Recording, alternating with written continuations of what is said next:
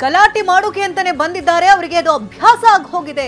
ಮುನಿರತ್ನ ವಿರುದ್ಧ ಕುಸುಮ ಹನುಮಂತರಾಯಪ್ಪ ವಾಗ್ದಾಳಿಯನ್ನು ನಡೆಸಿದ್ದಾರೆ. ಕಾರ್ಯಕ್ರಮ ಹಾಳು ಮಾಡುವಂತ ಉದ್ದೇಶದಿಂದಲೇ ಈ ರೀತಿಯಾಗಿ ಅಗೌರವವನ್ನ ತೋರಿದ್ದಾರೆ.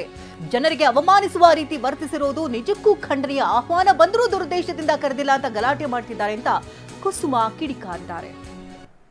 ಇವತ್ತು ಈ ಕಾರ್ಯಕ್ರಮಕ್ಕೆ ಜನಗಳ ಸಮಸ್ಯೆಯನ್ನ ಬಗೆಹರಿಸುವಂತ ಕಾರ್ಯಕ್ರಮದಲ್ಲಿ ಈ ಕ್ಷೇತ್ರದ ಜನಪ್ರತಿನಿಧಿಗಳು ಬಂದು ಒಂದ್ ರೀತಿ ಈ ಕಾರ್ಯಕ್ರಮವನ್ನ ಹಾಳು ಮಾಡಬೇಕು ಅನ್ನೋ ದುರುದ್ದೇಶದಿಂದ ವಿಪರೀತವಾಗಿ ಜನಗಳಲ್ಲಿ ಕೂತಿರೋ ಜನಗಳು ಜನಸಾಮಾನ್ಯರು ಅವರ ಸಮಸ್ಯೆಗಳನ್ನ ಹೇಳಬೇಕು ಅಂತ ಬಂದಿದ್ದಂತ ಜನಸಾಮಾನ್ಯರಿಗೆ ಅಗೌರವ ತರುವ ರೀತಿಯಲ್ಲಿ ಅವಮಾನ ಮಾಡೋ ರೀತಿಯಲ್ಲಿ ಇವತ್ತು ವರ್ತಿಸಿದ್ದಾರೆ.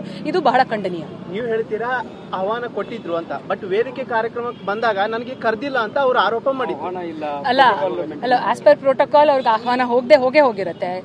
ಪ್ರಜಾಪ್ರಭುತ್ವದಲ್ಲಿ ಶಾಸಕರಿಗೆ ಕೊಡ್ಬೇಕಾಗದಂತ ಗೌರವವನ್ನ ಯಾರು ಕೊಡ್ಲೇಬೇಕಾಗತ್ತೆ. ಅದನ್ನ ಯಾರು ಕೂಡ ಅಲ್ಲಗಳಿಗೆ ಸಾಧ್ಯ ಇಲ್ಲ. ಇವತ್ತು ಆಹ್ವಾನ ಬಂದಿದ್ರು ದುರುದ್ದೇಶದಿಂದ ಇಲ್ಲಿ ನಾನು ಕರೆದಿಲ್ಲ ಅಂತ ಹೇಳಿ ಒಂದು ಗಲಾಟೆಯನ್ನ ಮಾಡಬೇಕು, ಒಂದ್ ರೀತಿ ಒಂದು ಎಲ್ರಿಗೂ ಅವಮಾನವನ್ನ ಮಾಡಬೇಕು ಅಂತ ಹೇಳಿ ಬಂದು ಆರೋಪವನ್ನು ಅವ್ರು ಹೇಳ್ತಾರೆ, ಸುಳ್ಳು ಹೇಳ್ತಿರ್ತಾರೆ.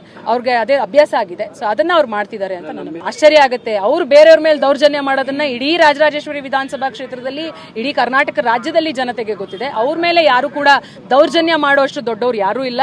ಅವರು ಬೇರೆಯವ್ರ ಮೇಲೆ ನಾವು ಕೂಡ ನೋಡಿದೀವಿ, ಮಾಹಿತಿಯನ್ನ ನೋಡಿದೀವಿ, ಮಾಧ್ಯಮಗಳಲ್ಲಿ ನೋಡಿದೀವಿ, FSL ರಿಪೋರ್ಟ್ಗಳಲ್ಲಿ ಸಾಬೀತಾಗಿದೆ. ಯಾರು ಗುತ್ತಿಗೆದಾರರು ಲಂಚ ಕೊಡದೆ ಹೋದ್ರೆ ನಿಮ್ಮ ಹೆಣ್ಮಕ್ಳನ್ನ ನನ್ನ ಮಂಚಕ್ಕೆ ಕಳಿಸಿ ಅಂತ ಹೇಳುವಂತ ಶಾಸಕರಿಗೆ ಅವ್ರು ಮಾಡ್ತಾ ಇರೋ ದೌರ್ಜನ್ಯನ ಇಡೀ ಜನಸಾಮಾನ್ಯರು ನೋಡಿದ್ದಾರೆ. ಅವ್ರ ಮೇಲೆ ದೌರ್ಜನ್ಯ ಮಾಡುವಂತ ಶಕ್ತಿ ಬಹುಶಃ ಇನ್ನು ಯಾರಿಗೂ ಬಂದಿಲ್ಲ. ಆಶ್ಚರ್ಯ ಆಗುತ್ತೆ. ಗಲಾಟೆ ಮಾಡೋದಕ್ಕೆ ಅಂತಾನೆ ಅಲ್ಲಿಗೆ ಶಾಸಕರು ಬಂದಿದ್ರು. ಮುನಿರತ್ನ ಹೈಡ್ರಾಮಾ ಬಗ್ಗೆ DK ಶಿವಕುಮಾರ್ ಪ್ರತಿಕ್ರಿಯೆಯನ್ನು ಕೊಟ್ಟಿದ್ದಾರೆ. ಸ್ಥಳೀಯ ಶಾಸಕರಿಗೆ ತಾಳ್ಮೆ ಇರಲಿಲ್ಲ ಅಂತ DK ತಿವಿದಿದ್ದಾರೆ.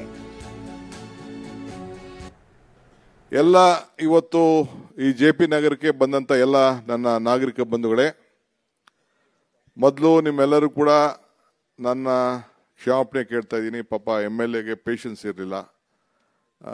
ಈ ಸಭೆಗೆ ಅವಮಾನ ಮಾಡಬೇಕು ಅಂತ ಬಂದ್ರು, ಏನು ಗೊತ್ತಿಲ್ಲ. ಆಯ್ತು ಬಿಡಿ, ಅದೆಲ್ಲ ನಾವು ತಲೆ ಕೆಡಿಸ್ಕೊಳ್ಳೋದಿಲ್ಲ. ನೀವು ಏನು ತಲೆ ಕೆಡಿಸ್ಕೊಳ್ಳೋದು, ಏನಪ್ಪಾ ಅಂದ್ರೆ ಇಂಥವನ್ನ ಎಲೆಕ್ಟ್ ಮಾಡ್ಕೊಂಡಿದ್ದೀರಲ್ಲ, ಇದು ನಿಮಗೆ ನೋವು, ಮನಸ್ಸಿಗೆ ನೋವಾಗ್ತಾ ಇದೆ ಅಂತ ನಾನು ಭಾವಿಸ್ಕೊಂಡಿದ್ದೀನಿ. ನನಗೆ ಗೊತ್ತಿದೆ ಇದು ಪರಿಸ್ಥಿತಿ, ಬಟ್ ಇರಲಿ, ಇದಕ್ಕೆಲ್ಲ ನೀವು ಸೂಕ್ತ ಸಮಯದಲ್ಲಿ ಇದಕ್ಕೆ ಉತ್ತರ ಕೊಡಿ ಅಷ್ಟೇ ನಾನು ನಿಮ್ಗೆ ಹೇಳೋದು. ಎಲ್ಲ